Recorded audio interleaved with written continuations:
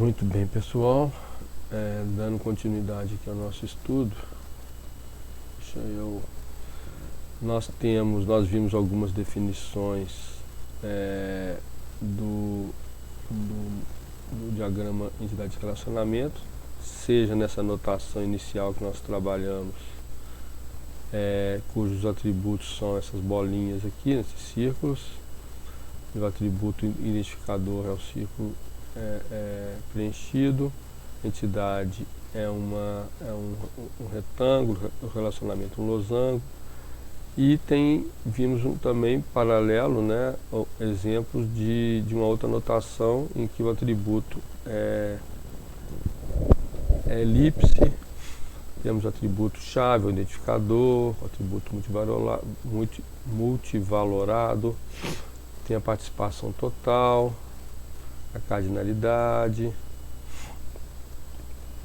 e por aí vai.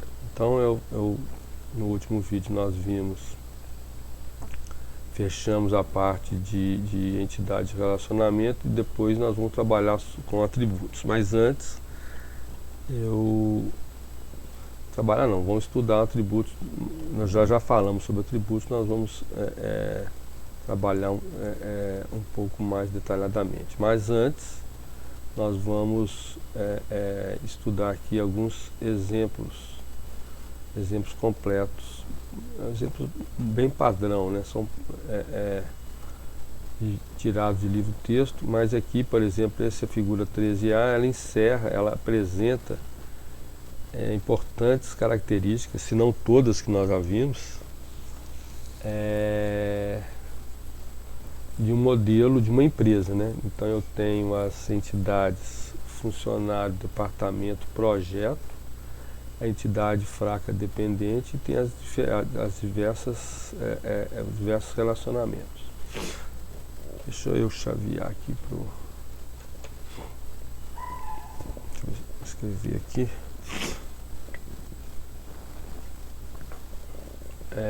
Então vamos estudar, analisar, identificar cada um desses componentes. Então a gente tem a entidade funcionário, então aqui é uma entidade funcionário.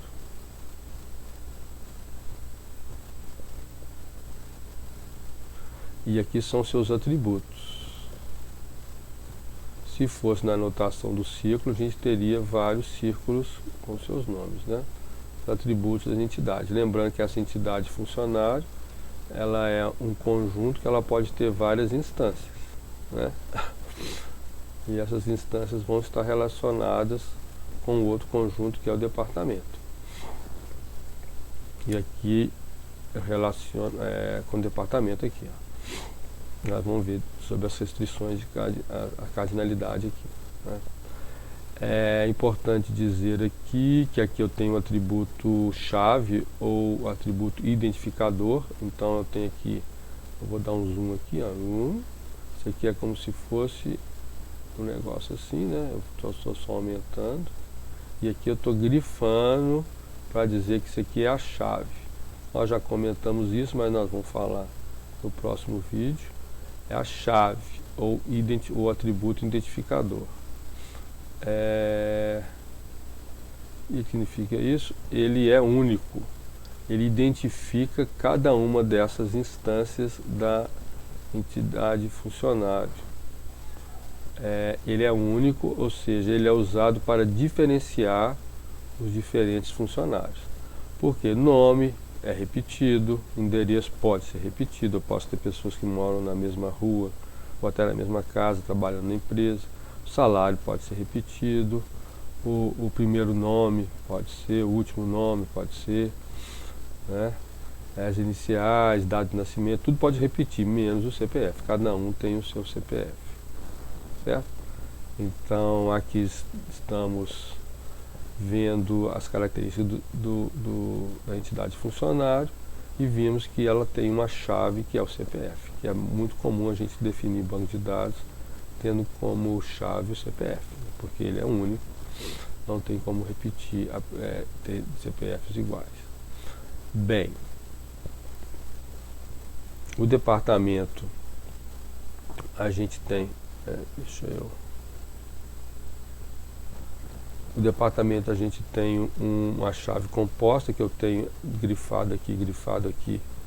Eu tenho 2 identificadores para definir uma chave composta. Então, o nome do departamento, o nome aqui Paraná e o número, nome e número. Para definir uma chave eu tenho que fazer uma combinação de nome e número.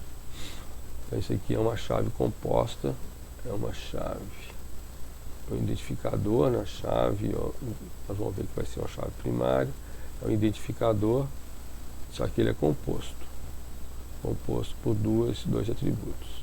A combinação deles diferente é que vai me dar a classificação única para o departamento. Eu tenho aqui um que a gente chama, quando eu circulo 2 vezes numa elipse dupla, eu tenho aqui um atributo multivalorado, ou seja, ele pode ter mais de um valor. Até então esses aqui são atributos que só tem um valor. Deixa eu apagar aqui. O que é mais? Então tá. Então a entidade, funcionário, departamento, projeto, a mesma coisa. Eu tenho os atributos nome, número formando chaves, identificador, tem a localização. E eu tenho a entidade, são 4 entidades, 1, 2, 3 entidade fraca dependente. Por que ela é fraca? Porque ela existe numa relação de dependência com o funcionário. E aí essa relação com a entidade fraca, né, eu marco ela num losango com linha dupla. Mas nós vamos chegar lá. Vamos então aqui agora analisar a relação entre funcionário e departamento.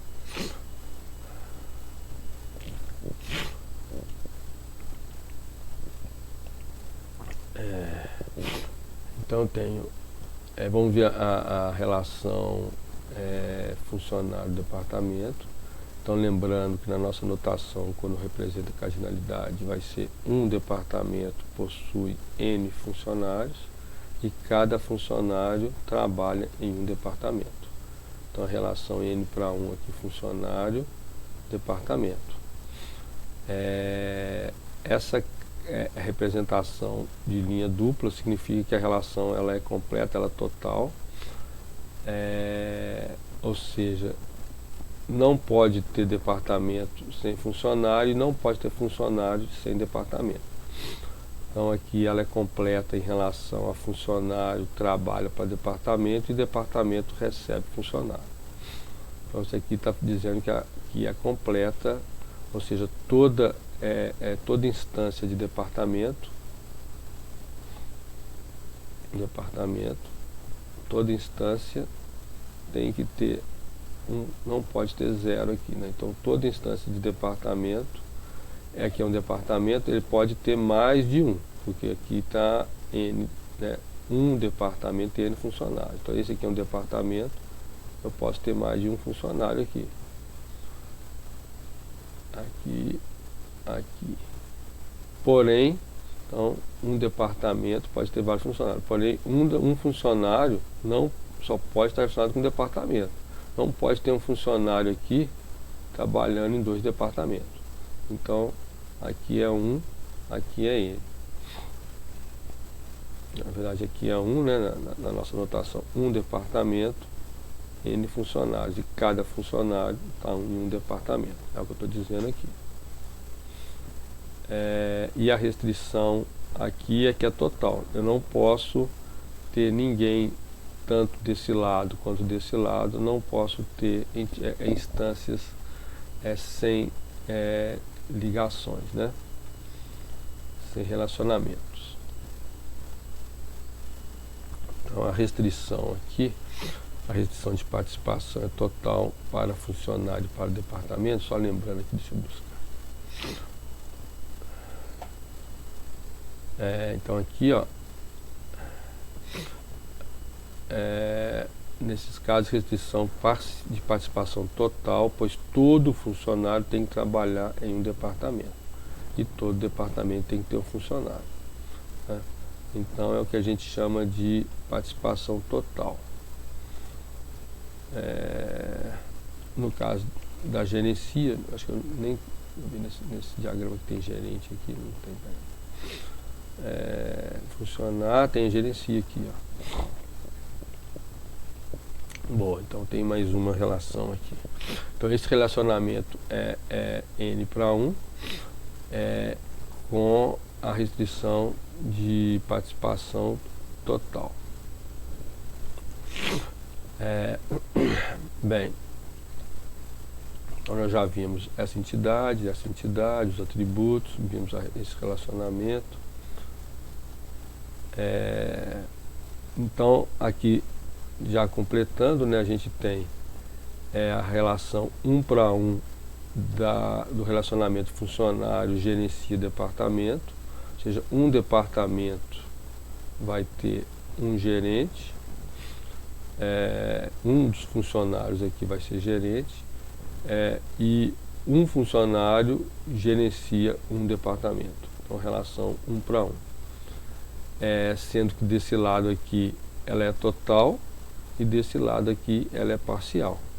Ou seja, aqui todos os departamentos vão ter um gerente, mas nem todos os funcionários são gerentes. Então aqui ela é parcial. Então do lado do funcionário, então aqui seria o funcionário, aqui seria o departamento, é o departamento, e a relação entre eles gerencia aqui, aqui tem 3, esse funcionário gerencia esse departamento, mas esse funcionário não gerencia o departamento, né? E é 1 para 1, né? Eu não posso ter 2 funcionários gerenciando um departamento, nem posso ter 2 departamentos com funcionários diferentes. Só lembrando que aí eu estou dizendo que do lado do departamento tem que ter todo o departamento, isso aqui é total, ou seja, todo o departamento vai ter que ter um gerente, mas nem todo funcionário. Então aqui, esse aqui, esse aqui, esse aqui. Outros funcionários não são gerentes, né? Então aqui do lado do funcionário não existe essa restrição.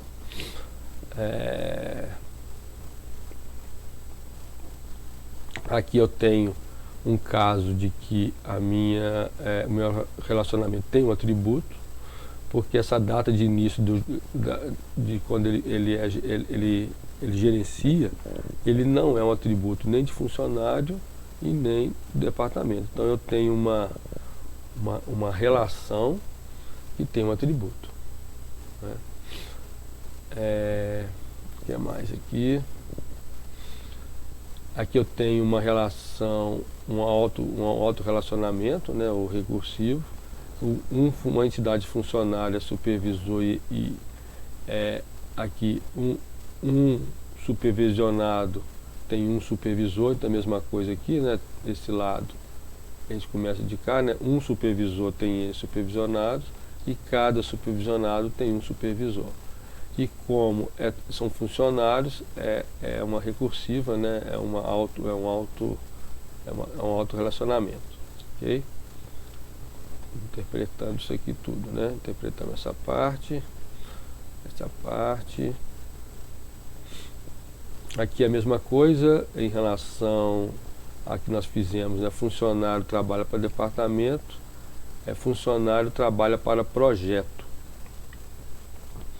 Só que aqui a restrição não é N para 1, aqui vai ser M para N, né? O N para N, né?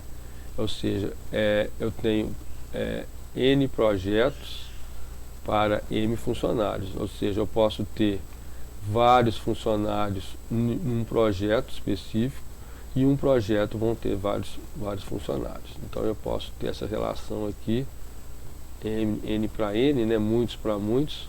Então se eu tenho aqui projetos e funcionários, eu posso ter um projeto com vários funcionários e eu posso ter um funcionário com vários projetos. Ok? Lembrando sempre, na hora de entender a relação, fazer o diagrama, de conjunto, né? Então aqui é a mesma coisa, funcionário trabalha para projeto, tem os atributos de projeto. O que mais aqui que temos? Então nós já vimos essa relação aqui.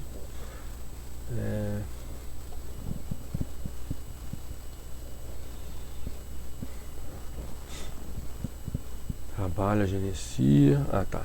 Então vamos para esse aqui. Eu tenho o departamento aqui. Faltou falar aqui. Eu tenho aqui o atributo número de funcionários. Quando ele como é que chama isso aqui? Em pontinhos, esse pontilhado. É um atributo que ele é derivado. Ele não é. Ele é obtido a partir de dados de outros atributos ou de alguma relação com os outros atributos. Então aqui o número de funcionários você determina contando o nome, né? Porque não, aqui não, contando o nome, quantidade de funcionários do departamento, que é o nome do departamento, né? Então ele por exemplo, isso aqui é porque a gente vai usar uma função count para saber, então é uma informação derivada de alguma outra de algum outro atributo, certo? Então aqui nós já vimos o departamento com o funcionário, o departamento com o funcionário pela relação de gerenciamento, e agora o departamento controla um projeto. Então aqui é a mesma coisa, né? Tem a cardinalidade, um departamento controla N projetos e cada projeto é controlado por um departamento. Então eu posso ter a mesma coisa aqui, né? Entidade de departamento pode ter mais de um projeto e cada projeto vai estar relacionado com um departamento. A entidade de projeto já falamos, tem os atributos. Essa parte aqui já falei. Aqui nós temos uma entidade fraca e um relacionamento identificador. Quem vai identificar o dependente a partir do relação com o funcionário, ou seja, o dependente só existe associado ao funcionário. Então é uma entidade que alguns autores, né, é chamada de entidade fraca, porque ela só existe graças à existência do funcionário. Se o funcionário sair da empresa, o dependente passa, aquela entidade, aquela instância específica do dependente, do funcionário, é eliminada.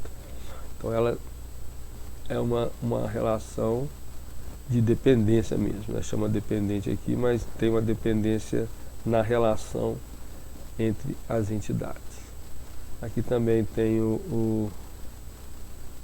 os atributos, a relação 1 para N, né? Então eu posso ter um funcionário pode ter N dependentes e cada dependente só pode ter um funcionário na empresa lá, né? Então, por exemplo, se marido e mulher trabalham, a relação aqui vai ser apenas um deles vai definir o dependente. Aqui tem as cardinalidades, tem a relação total, quando não é dupla é porque é parcial. E eu acho que já tá bem contemplado aí o estudo dessa empresa, do banco de dados dessa empresa e das relações. Depois nós vamos ver que isso aqui vai virar uma tabela, vai virar colunas da tabela. Isso aqui pode virar uma tabela. Mesma coisa, tabela. Aí nós vamos ver alguns relacionamentos viram tabela, outros não, né? Bem, é isso. Eu vou parar esse vídeo aqui antes da gente voltar para esse assunto. Deixa eu voltar aqui, puxar dados. Deixa eu puxar aqui o próximo exemplo no próximo vídeo.